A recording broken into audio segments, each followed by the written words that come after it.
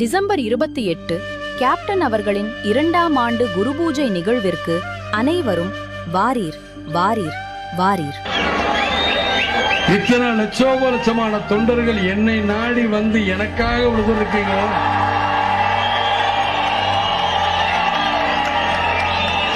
நிச்சயம் உங்களுக்கெல்லாம் நான் தலை வணங்குறேன்.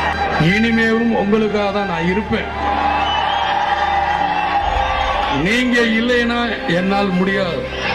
எனக்கு 2 கைகால் உடைஞ்ச மாதிரி தான் நினைப்பேன். உங்களை நான் எப்படி மறக்கிறது? மறக்கவே முடியாது. நான் வருவேன். ஏன் வெறி? என் மக்கள் தான். என் மக்களுக்கு நான் வர்றதுக்கு என்ன?